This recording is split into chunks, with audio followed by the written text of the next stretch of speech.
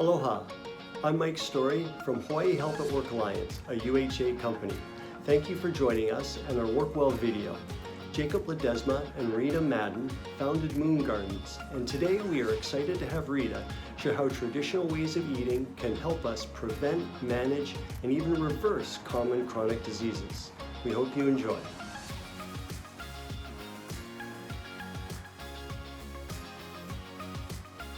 We want to thank Hawaii Health at Work Alliance for allowing us to be here to share with you, because really our passion is returning people to traditional and cultural ways of eating and living. So much of the answers for our health lie in our ancestors' way of living and really returning to the Aina. These are where our answers for health are. Because you know as well as I know, in this modern day world we're living in, it's confusing. There's a new diet every 10 minutes. I tell you, you hear, take some cardboard, put some shoyu on it, eat that. That's going to help you care for your health. It is confusing, right? What we need to do is really understand how we can care for our health in a joyful way, still enjoying our cultural and traditional foods. To start with this, we have to look at our bodies, these walking miracles that we're just bouncing around in all the time. Our bodies are made up of a bunch of different cells. Millions, millions, trillions, trillions. There's just a bunch of cells bouncing all around. And these cells come together and they form tissues. And those tissues come together and they form organs. Now, organs, that's what we're very familiar with. Our heart, our lungs, our pancreas, our brain. Everything in regards to our health is tied in to keeping these organs as healthy as possible. And to do that, we must care for ourselves. Now, when we look at caring for our cells, which in turn, again, are the building blocks for our organs, we can prevent, manage, and even reverse the very common diseases, chronic diseases that we're seeing running rampantly all over the world, really, right? Heart disease, diabetes, early onset of dementia. These are conditions we have to get under control. And there are many different things that we can do to do exactly that. We have to first understand, though, what are we doing to damage our cells? Now, many different things can cause damage to our cells. And much of this is in our control. The one thing that's not in our control so much is that aging process, right? That's just going to go along as we go. But even as we age, there are definitely things we can do to care for ourselves. Even if you have some history in your family, you got to thank, those cards that you've been dealt, right? You could be predisposed, but that means, yes, there could be a predisposition, but there is still so much that you can do that is in your control. So there are many different things that can damage our healthy cells. Lifestyle choices such as not exercising, not managing our stress, smoking or drinking too much, or, out of balance, portion control, eating too much sugar. Today, though, we are going to focus on food choices. That's the area that we're going to start because we really do feel like it lays the foundation to build on all these other areas that we know can damage our healthy cells. So we wish we have you here for 2 phases and a moon and back, but we probably have you for another 10 minutes. So let's dive right into what we can actually do to keep our cells as healthy as possible. Did you hear ourselves? Ourselves. The concept here is that if we focus on taking care of our own personal health, truly it's amazing to see how this starts to play out in making us more present to serve others, and then also to balance out our relationship with the Aina. Caring for our earth more really comes back to caring for our personal health more. It's amazing to see this connection, but we know that through understanding culture and tradition, that our health and the health of our Aina are connected. We cannot separate them. So what are we going to do? We are going to first and foremost understand that different behaviors increase what is known as free radical production in the body. Now, free radicals, that's a crazy term, right? What is that? Well, we're going to break this down into the basics, because that's the easiest way for me to understand it and for me to try to convey it, because we're not going to be putting on goggles and get on a lab coat and go into a lab and do all this. So free radicals, let's say they look like this. And their only job in life is to damage healthy cells. That's all they want to do. So here's a healthy cell. They're like, oh, let's damage it. Boom, boom. So if we're making the wrong food choices, this is going to increase the free radical production in the body, damaging our healthy cells. Boom, boom, boom. We want to first and foremost prevent free radical production in the body. There's many things we can do with our diet to help to eradicate free radical production. But we wanted to start with the foundation. And the foundation is we must return to eating real foods. We must return to eating foods that our body has a relationship with. Our body has a very ancient relationship with the earth. Our body knows what to do with foods that come from the earth. Our body has not seen half the ingredients found in our food products these days. So what we want to encourage you to start doing today, to see an improvement and a care for your health. We just got a wonderful email from a woman. She started to return to eating real foods. She lost 19 pounds. Her hemoglobin A1C, or marker for getting diabetes under control, went from 6.7 to 6.1. Within just a few months of returning to real foods. That was before talking about portion control and exercise and stress management. This was just simply by giving her body foods it knows how to process. So you return to real foods and you optimize the functioning of your body. Our livers, they are designed to process fat and cholesterol effectively. But if we're sabotaging our bodies with a bunch of ingredients that are artificial and man-made that our body doesn't naturally have a relationship with, our body thinks, whoa, what is this? And it says, okay, I got to get this out before I do my basic functionings that I was designed to do. Before I process fat health properly, let me get out these foreign agents. So we sabotage our health and we damage our healthy cells when we're eating a lot of artificial ingredients.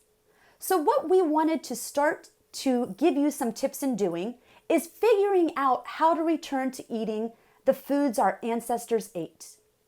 When you look at eating the foods your ancestors ate, you're eating primary foods that are presented to us in nature. Because these were just not even around back then, right? Artificial flavors, artificial colors, artificial preservatives. They are just loaded in our foods these days. And the way we determine that is by looking at our ingredient list. So every time you pick up a prepackaged food now, you must find the ingredient list. You become the Sherlock of the grocery store. So you turn that food label around and you read the ingredient list. If it sounds like a chemistry project, if you can't pronounce half the things on that list, if that list is longer than your thumb, here's your new shopping buddy, your thumb, right? Your body probably doesn't have the mechanisms to break it down, causing free radicals to go up, which again are going to damage your healthy cells, also known as chronic inflammation. So when we hear that term chronic inflammation, that's kind of a general way to say that free radical production is up in the body and healthy cells are being damaged, leading to those different chronic diseases, again, that we're very familiar with: heart disease, diabetes, early onset dementia, and so on. So what we wanted to do was create for you a starter list. And we like to call this list your Thrive for 5. So now we're going to turn our food labels upside down. And what I mean by that is we're going to focus on the ingredients. The fat, the carbs, the protein, the calories, we'll handle that later. Eating should not be a story problem, but we've kind of made it into that, right? We want to do these calculations before we decide to take that first bite. Now we're going to reverse this whole process. We're going to first and foremost make sure we're eating real foods that come from the Aina. We do this by reading our ingredient list. And so your Thrive for 5 list is your starter list. If you start by just decreasing these additives and preservatives and artificial ingredients that we have shared with you here on this slide, you will be getting out a whole host of other ones that are terrible for your health and just damaging your healthy cells without even having to think about it. Now, there are some things in foods that can be beneficial, but just, again, as a general consumer, you might not know what it is. I study this stuff and I'm still confused. But for example, vitamin E, also known as tocopherols, can work as an antioxidant, or essentially a natural preservative of foods. This is a good thing. Wonderful. It's found in nature. We can utilize it to help preserve our food naturally. That's a-okay. But who's going to know what that is unless they've studied this stuff? And again, like I told you, I study this stuff, and sometimes I look at food labels and I'm like, huh, what is this? So start with our Thrive for 5 list. Get these 5 out of your diet. Remove them. And you will start to be caring for your healthy cells by decreasing the free radical production that is created when we eat too many ingredients that our body doesn't know how to handle. That's the reality of it. So by doing this, we start to return to eating real foods, foods that are naturally found in nature, and foods that make up so many of our traditional dishes, right? Fish, rice, noodles, fruits, vegetables, all these beans, the list goes on and on. These are primary ingredients that we want to formulate our foods. You know, you look at such dishes as lau lau or poke or yakisoba, just plain ingredients can be used to make these dishes. That's how our ancestors were eating. They were eating the same traditional foods that we enjoy now, but they just had them made with primary ingredients. You know as well as I know, right? Now we can take a packaged ramen or something, pop it in the microwave, boop, boop, boop, and da-da! And we go ahead and say that's a meal. But there's nothing in there that your body needs. Our ancestors, they were boiling down their own chicken bones, beef bones. You could smell this broth a mile away. It was so good, right? Then they'd add in some noodles. They'd add in roasted pork. They'd add in bok choy and carrots, all these wonderful vegetables. That's how they used to know, ramen and saimin. Now, of course, I wish I had time to boil down my own chicken bones every day, but that's not the reality of it. It happens every once in a while. But how can I make that version of a soup dish as close to the way my ancestors ate as possible? Using a chicken broth that's made with clean ingredients that I understand when I read that ingredient list, adding in my own roasted pork, my own shrimps, loading it up with wonderful fresh vegetables such as, mushrooms and broccoli and carrots and choy sum, whatever it is. That's keeping it closer to the way our ancestors ate as possible. Now, this brings us to another concept. When we hold down the free radical production in our body as much as possible, we have our bodies in what is known as a very low inflamed state. So we keep chronic inflammation down in a way, okay?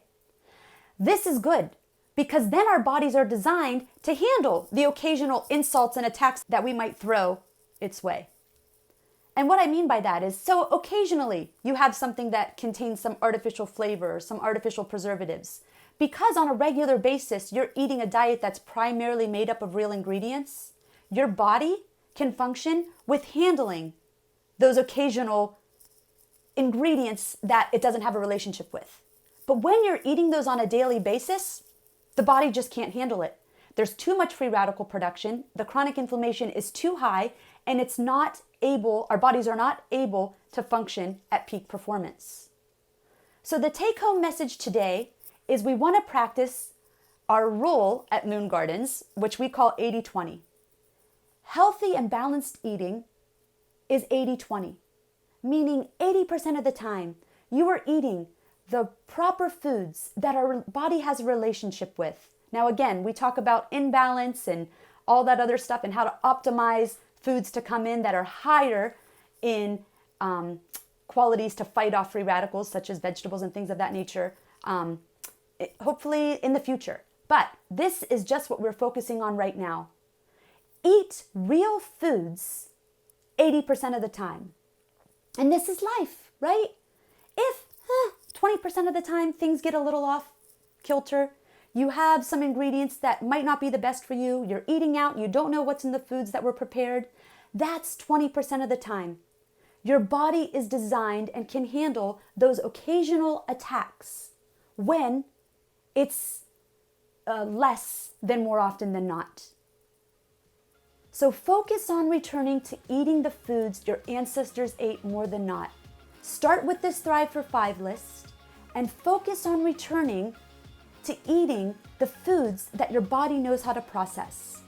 This is going to help keep your chronic inflammation levels low in the body, aiding you in preventing, managing, and even reversing chronic diseases.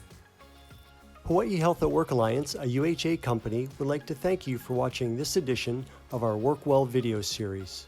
For more information about Rita Madden and Moon Gardens, please visit moongardens.org.